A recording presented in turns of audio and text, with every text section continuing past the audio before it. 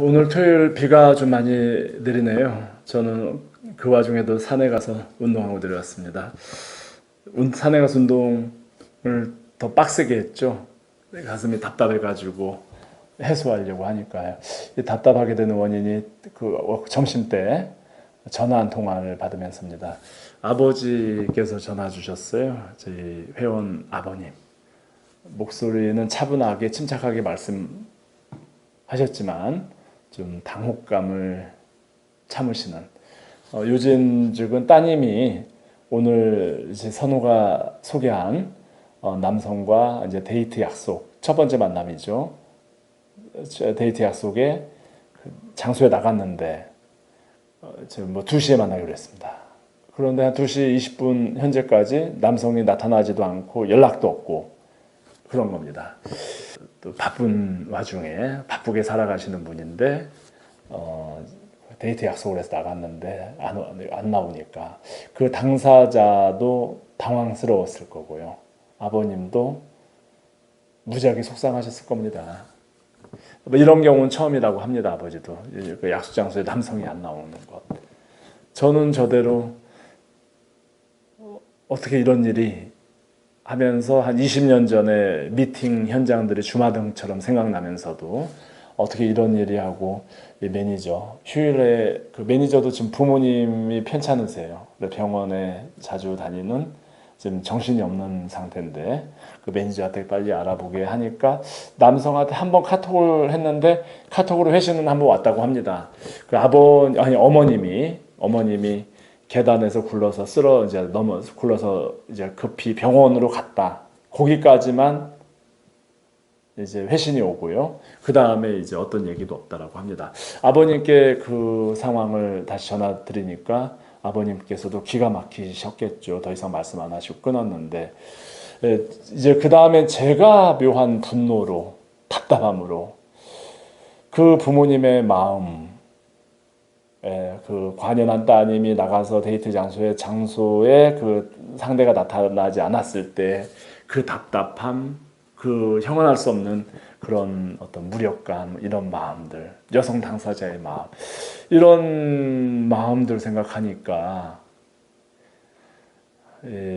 가슴이 탁 답답해지는 거예요. 그래도 한참 식사를 하고 있을 때 전화를 받은 상태인데 이 밥이 그 다음에 넘어가지도 않고 오후 내내 저 혼자 중얼중얼 했습니다. 거의 욕 비슷한 거예요. 욕. 이건 누구 남성분에게 하는 게 아닙니다. 제 스스로의 그 분노죠. 뭐 저희가 직접적으로 이 약속은 당사자들이 전화해서 서로 간에 약속을 한 거거든요. 저희는 전화번호까지 교환을 해드린 거고요. 그렇지만 근본적으로 우리가 소개한 회원인데 만나지 못했다라는 그런 형언할 수 없는 속상함과 이 부모님, 따님 생각하니까 이루어 말할 수 없는 그 답답함이 내내 오후에 이제 산에 가서 더 비 오는데 비 맞으면서 너무 열이 나니까 비를 맞으면서 운동을 하고 오늘자 페이스북에 영상이 그런 이제 심리 상태에서 출발해서 올라갑니다. 말도 약간은 횡설수설한 게 있을 겁니다. 그만큼 회원의 그 상황이 남성이 약속 장소에 나오지 않은 그 상황이 저에게 감정이입이 된 거죠. 부디 그게 진실이길 바라고요. 진실이고 그 부모님이 정말 특별한 일이 없었으면 좋겠습니다. 남성에. 그리고 남성 입장에서 부모님이 갑자기 황급한 계단에 굴러서 쓰러져서 그 병원에 가는 그런 상황에서는 뭐 사고가 정지될 수밖에 없을 겁니다. 다른 아무것도 생각나는 게 아니겠죠. 약속이든 뭐든 매니저가 한번 드리는 카톡에도 경황 중에 한번 했을 겁니다. 나머지는 어떤 생각이 정지되어 있을 겁니다. 그래서 그런 동기에서 만남이 이루어지지 않았을 거라고 생각을 하고 있고요. 또 그렇게 믿고 있습니다. 매니저 입장에서도 약속을 안 나갈 뿐이 아니다. 또 그렇게 할 뿐이 아니다라고 합니다. 어제 저녁에 그 만나겠다고 하고 또 만날 때 회비를 5만 원 되지 않습니까? 5만 원까지 내고 본인들이 전화해서 다 보고 만나는 상태에서 정말 우발적인 그런 일들이 라고 생각합니다. 물론 가장 아쉬운 거는 전화라도 한 통, 아니면 카톡이라도 한 통 그런 상황이 발생했을 때 주었으면 어땠을까라는 아쉬움이 있는데, 또 한편으로 아까 부모님이, 사랑하는 부모님이 갑자기 그런 변을 당한 상태에서 어떤 사고가 정지된 상태에서 그런 일이 있을 수 있다라고 생각하면 이 어느 쪽에 옳다 그르다라고 이야기할 수 없는 그런 사안이기도 합니다.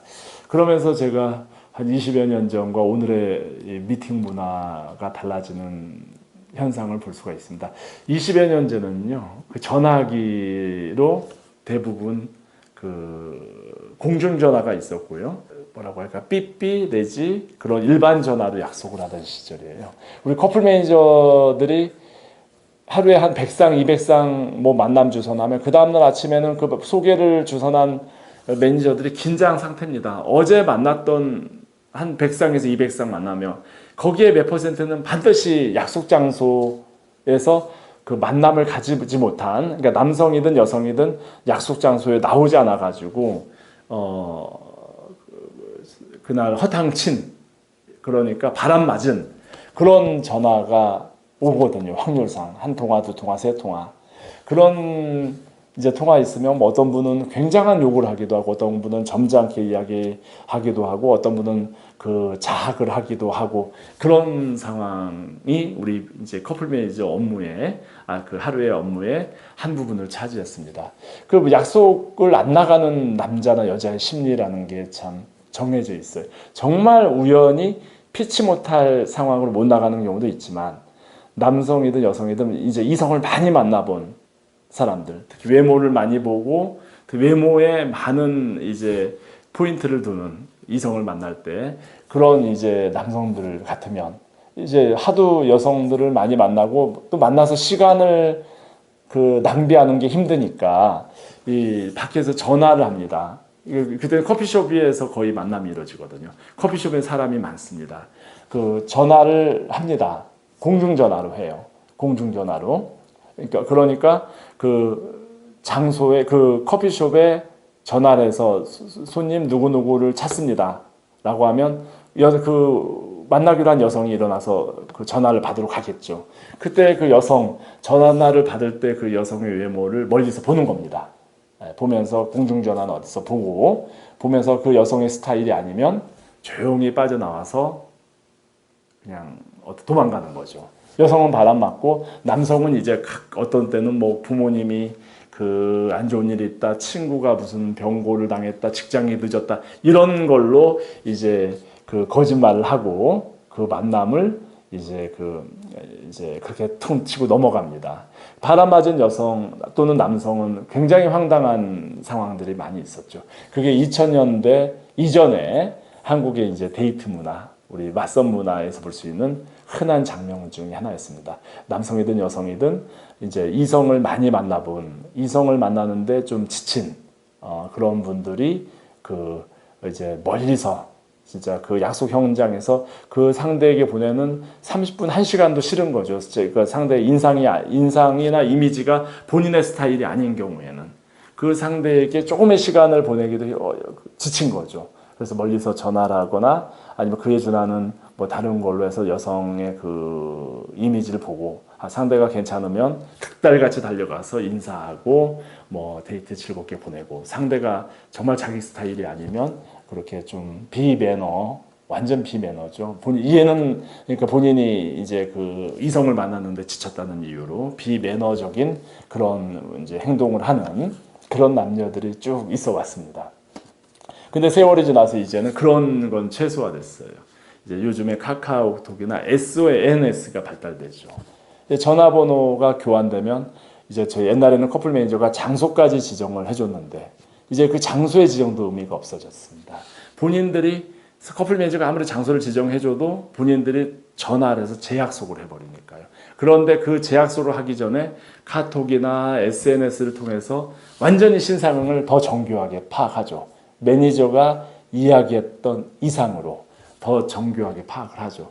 여기서 이제 마찬가지, 옛날에는 미팅 현장에서 바람을 맞추는 그런 남성들이 일부 있었는데, 이제는 지금은 SNS상에서 상대의 인상과 이런 이미지 그런 대화를 나눠보고 딱 내 스타일이 아니다 서로 쿨하게 딱 마무리하는 경우도 있고 두 번째는 아주 잠수를 타는 연락을 아예 안 해버리는 겁니다. 인상이나 이런 스타일이 파악이 된 순간 내 스타일이 아니다라고 하면 옛날에 그 당시에 바람맞았던 그런 남성들처럼 딱 연락을 끊어버리고 잠수를 타죠. 이게 요즘 세대의 어떤 배우자 만남입니다. 이렇게 해서 남녀가 만나는 장소 방법은 세월과 시대에 따라 변해갔지만 그 상대에게 대하는 매너와 관련된 그런 이제 행동은 항상 비슷한 것 같습니다.